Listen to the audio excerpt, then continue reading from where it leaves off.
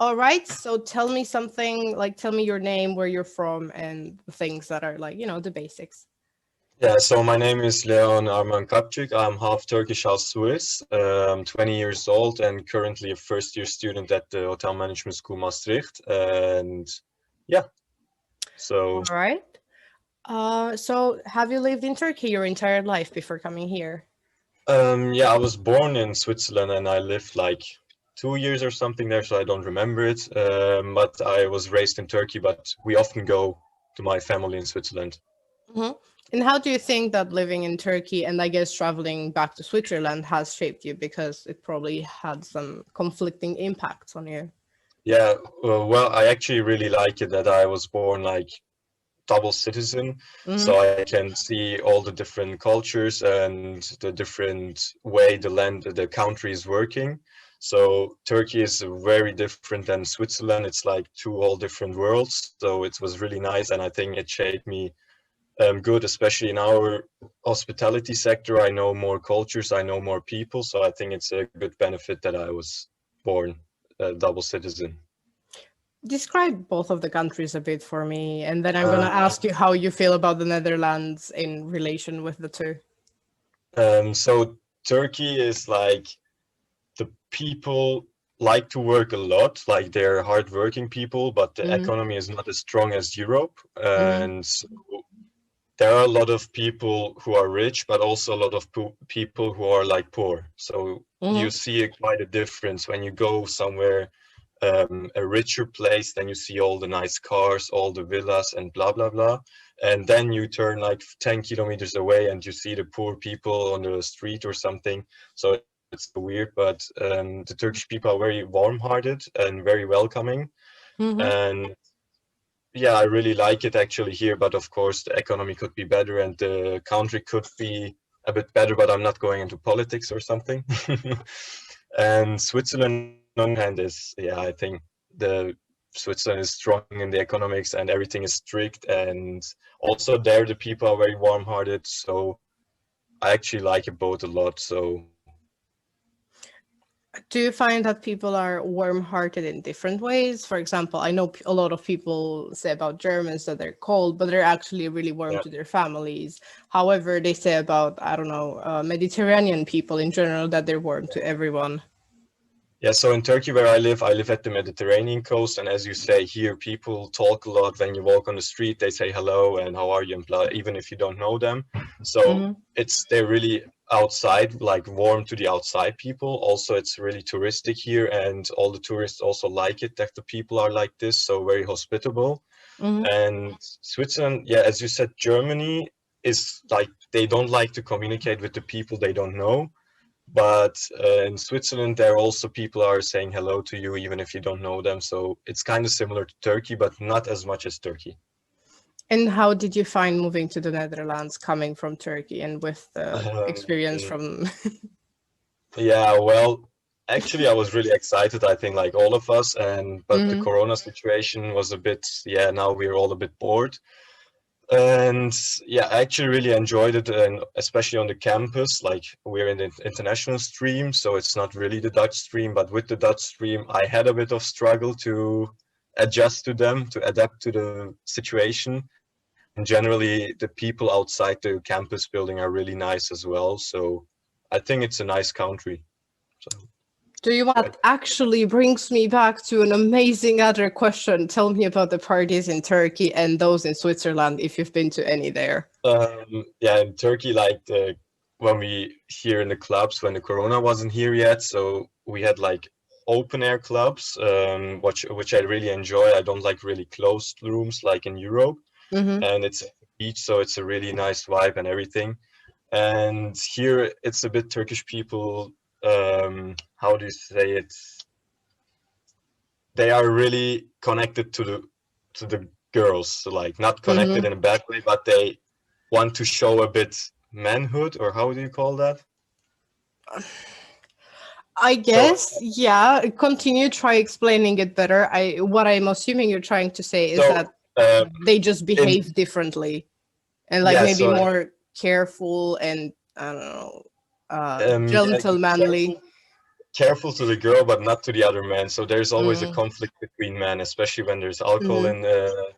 in the clubs, and we always have police in front of the clubs. Yeah, because after every night there's probably gonna happen something between two men because he looked at that girl and he looked as well at that girl, and they're like, no, what are you doing? And yeah, so the Turkish people are a bit weird in that sense, and Territorial, maybe? yeah, and which isn't in European. Like, of course, probably it's also happening, but not as much as here. And Switzerland, I wasn't that much in clubs, but I was once at a club, and it was actually like kind of the same way, but European people are a bit more open and a bit more relaxed. Like in Turkey, because also of the Muslim culture and stuff, they're a Mhm. bit more careful and a bit, yeah, closed. Right. If I'm not wrong, Turkey is a country who has about half Muslim culture and half Christian, right? Turkey is fully Muslim, like of course not fully, but actually it's a Muslim country. Oh, all right, But because I don't know how I just happened to meet a lot of Christian Turkish people, so maybe that's why the there are distortion. also there are more like actually there's a Muslim country, but of course like my mom, as they hear a lot Mhm. of people who traveled here to live here, and they're of course bringing their own culture and their own religion also a bit to this country, but mostly it's Okay, and how does that impact everything? Because we hear a lot about a few Muslims in a Christian country, but not too much about the opposite.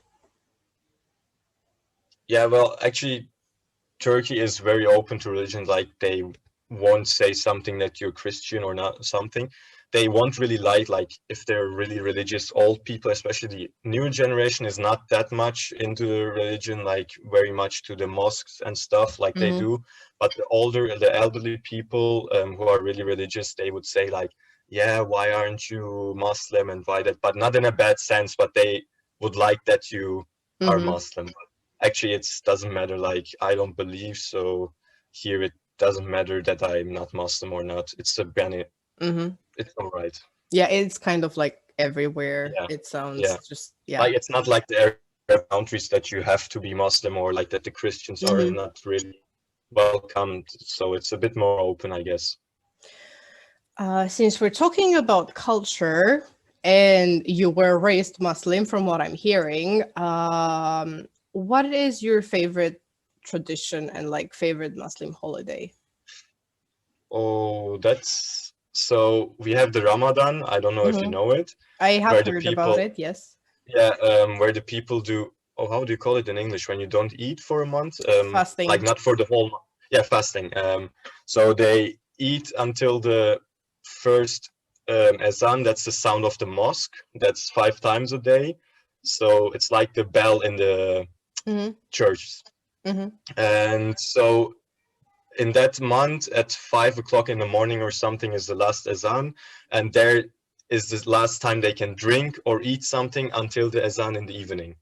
So Mm-hmm. until like 8 o'clock in the evening, and between that they're fasting, not drinking and not eating.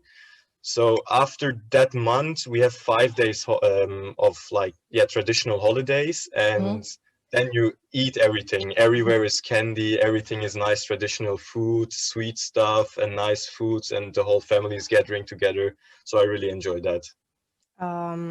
What's the music like?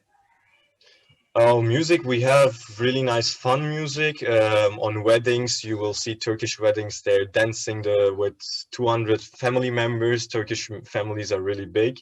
And but Turkish people also really like dramatic music and like being sad, and yeah, so it's kind of two sides. Kind of like a Bollywood movie, it sounds. Yeah, yeah, it's kind of like that. What's the tradition that you wish more people knew about? Because I feel like Ramadan is one of those that's more widespread because more Yeah, people have heard about it. It impacts us because we offer you food and you're like, no, yeah, I'm sorry. But yeah. what's something that we don't know about? We have a traditional holiday that is called the children holiday. That's from, it's not a really old tradition, but it's in the 1900s or something like Mm-hmm. that. And it's a tradition where the all day is about the children, and the children are making events for the bigger people, like older people, making like dances or choreography or like that, and the whole day is about the children. So that's pretty nice, not really known anywhere. That actually sounds really fun. Like I thought it was No, going to it's be nice. somewhat like Children's Day, but children doing things is fun. Yeah. So it's like appreciation for the younger generation that is to come, something like that. So many questions about culture, and I want to ask all of them, but I don't know what to start with. Yeah, tell me something that is normal in Turkey but is considered weird here. Oh, good question. There are probably hundreds, but I have to think about it. You can tell me more, it's fine. I can say what is weird for us, which is normal in European. So in Europe, you eat pork and stuff, and in Turkey, it's forbidden. You can't find pork because it's about the religion. It's also in Arabic countries like that. So if you say here you eat pork, they're like, oh, that's disgusting, that and this, but they didn't even taste it yet. So they don't even know how it tastes, but they say it's disgusting. That's one part that's different, and oh wow. What about the other way around? Like, what's something? That's what I'm thinking. Well, yeah, I don't it's kind of the same. All right, I'm just. We can come back to this. Yeah, I can try to think about. There are probably a lot, but I'm. Yeah, I'm lost. sure there are a lot. Yeah. Oh, tell me history facts about Turkey. This is interesting for me too, because I'm Romanian, and as you might have heard, we have been run over by the Ottoman Empire quite a few times. Yeah, well, the Turkish history is really long and big. I wasn't the best in history class, but I know a bit. So, yeah, as you know, I think everyone knows the Ottoman Empire. So they were ruling from everywhere, from Europe till Asia and Africa. And that was the highest peak. And then it went down and down and down. And now for Turkey, it was really good in the 19th century. It was really going up. They were on the European level, as they call it. And now it's getting a bit worse again. So Turkish, yeah, they were in a lot of wars. In history classes, you only hear about Turkish wars where they all was fighting or that and this. Yeah, so and Turkish people are really proud of their history. So when something is about the country, then you will see all the Turkish people with their flags running around and like, so it's really they're one. When something is happening, they're one as a country. So, do you have any particular celebration related to history? Because a lot of countries. Yeah, go ahead. Yeah, we have one war. It's called the. Yeah, in Turkish. Wait, I can check it a second from the internet. What is if it's a name in English?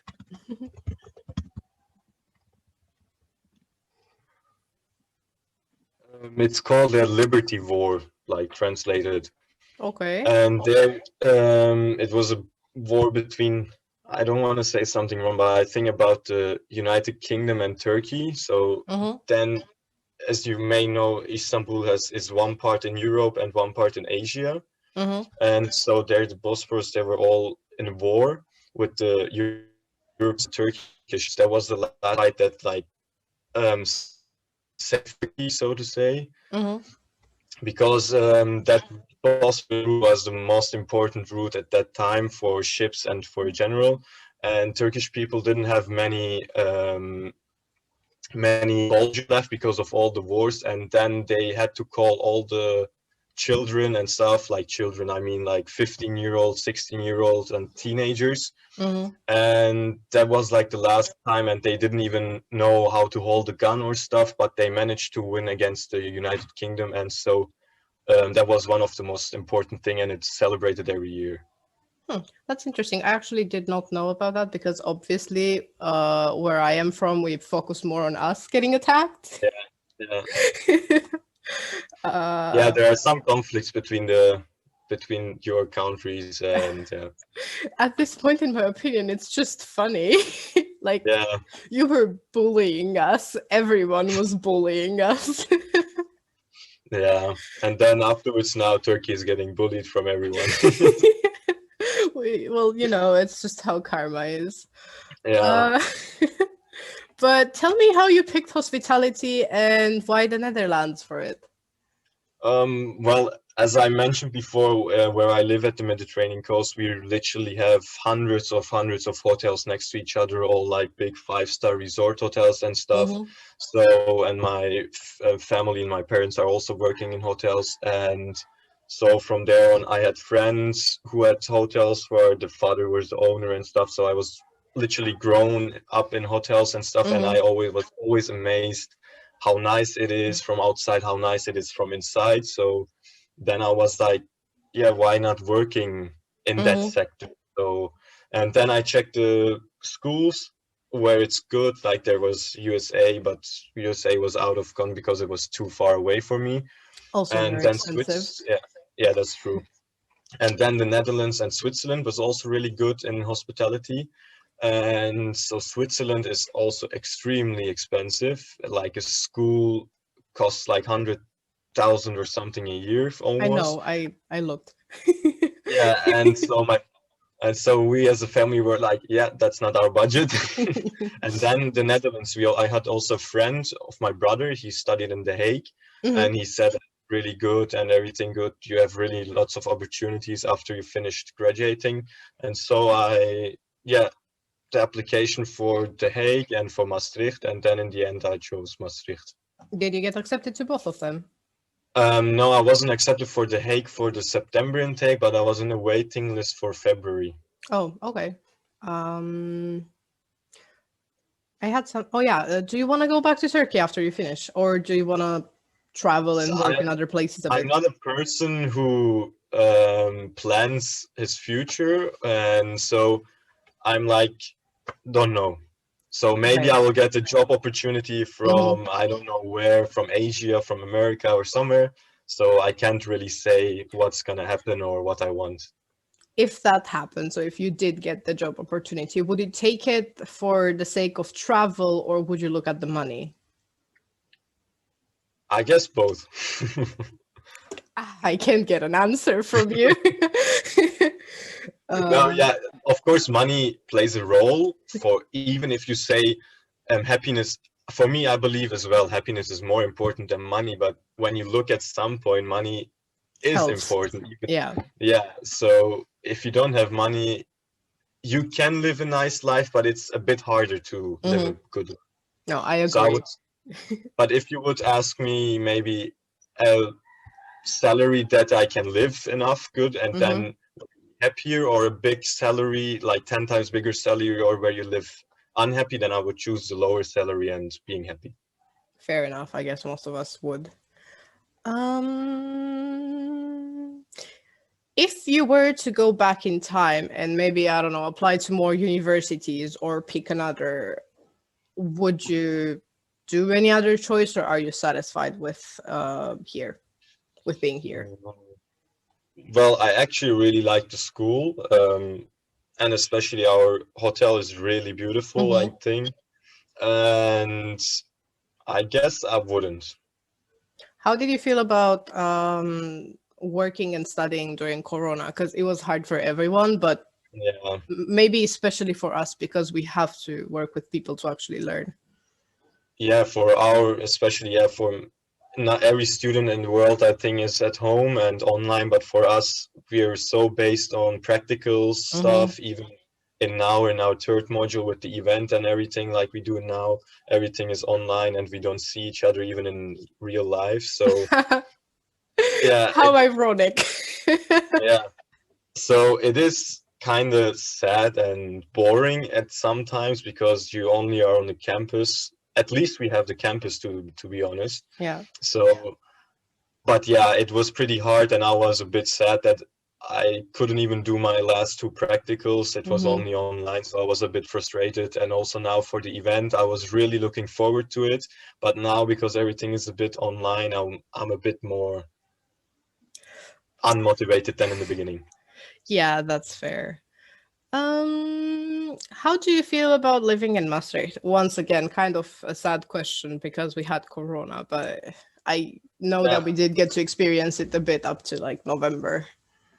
Yeah, so actually in the beginning it was really nice. Of course, in the beginning the time is going so fast. You learn new people. Like when we live on the campus with 200 people every day, you see different people and you talk to different people from different backgrounds. It's really nice and enjoy. And the city is actually, I really like it. It's nice. It's not too big, not too small. And there was like 1 month ago or something, there was really nice weather. It was like 24 degrees or something.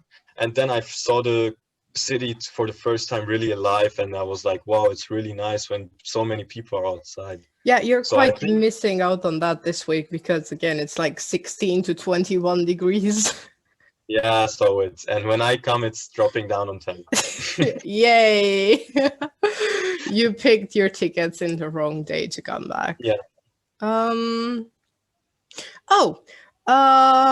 going back to culture, what are some funny stereotypes that Turkish people have about other people?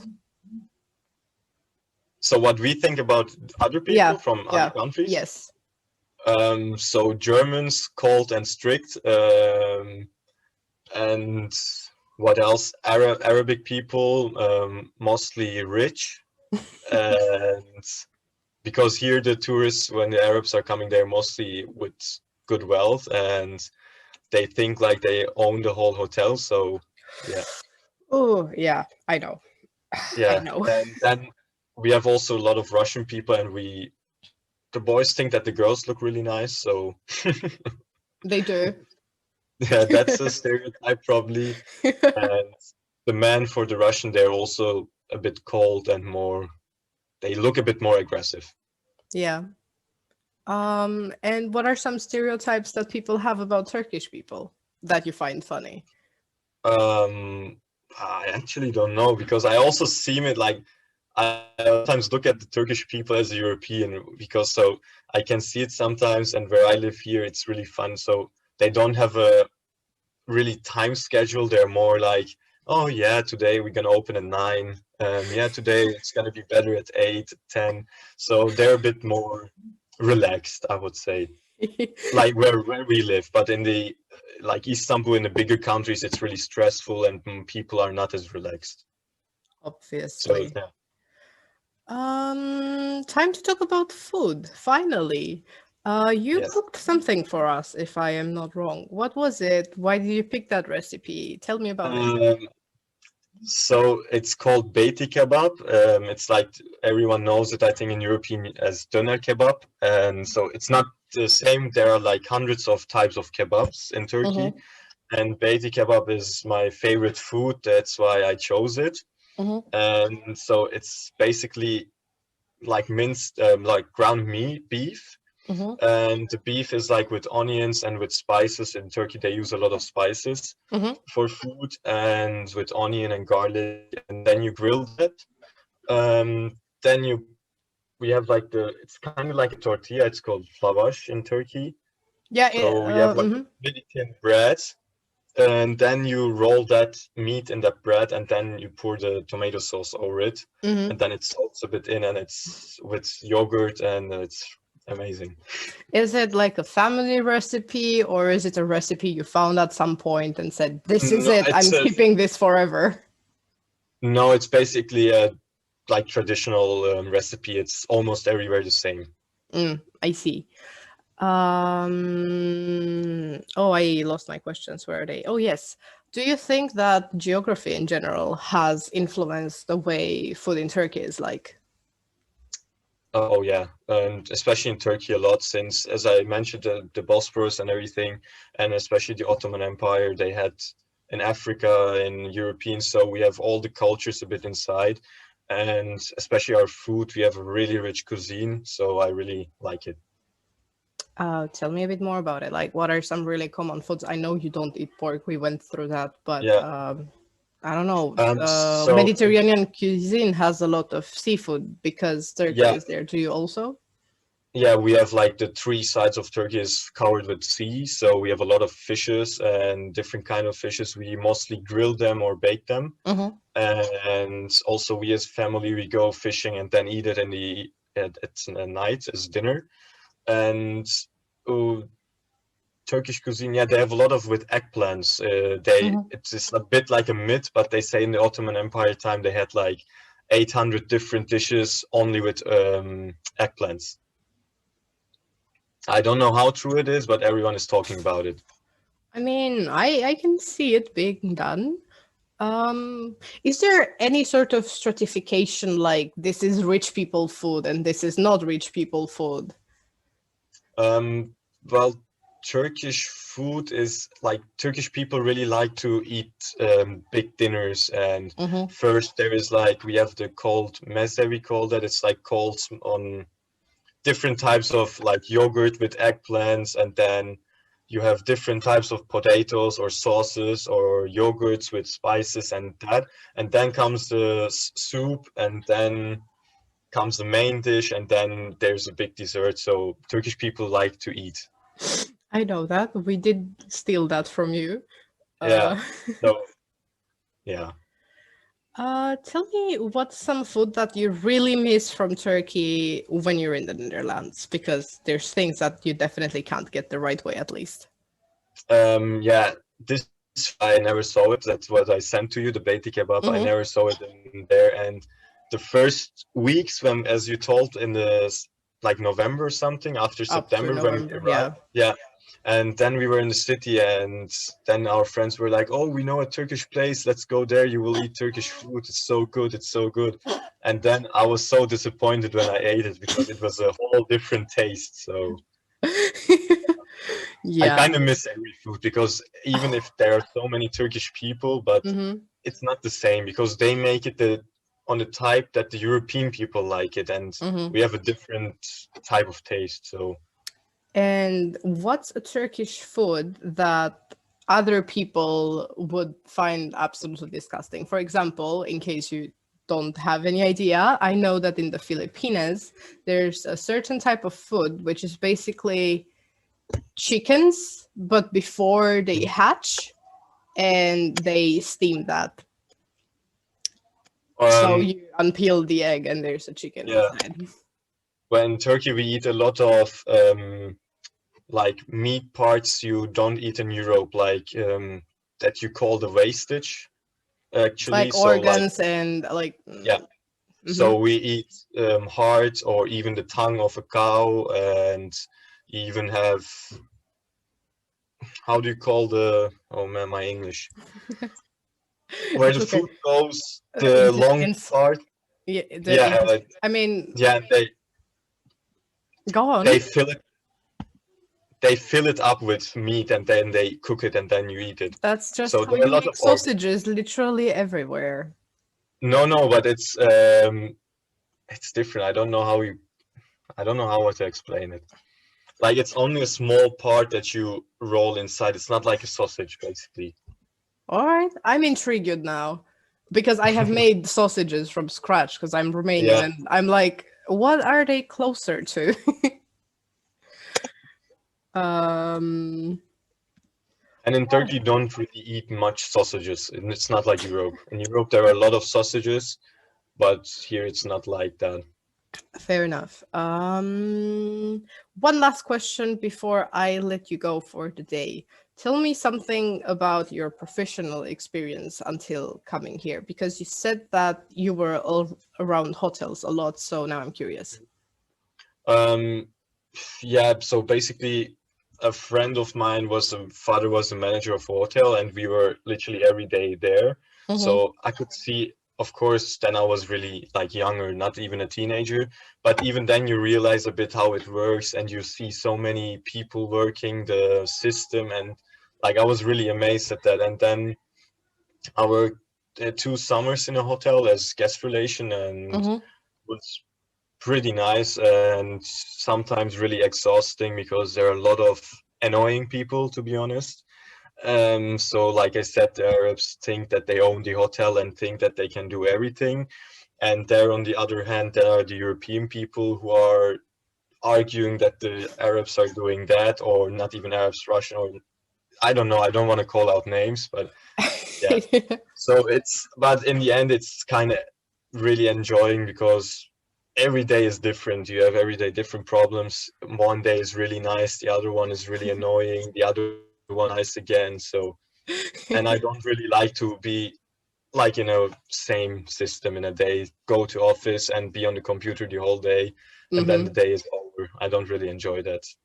Well, thank you for giving me your time and for answering all these questions. I hope none of them were boring.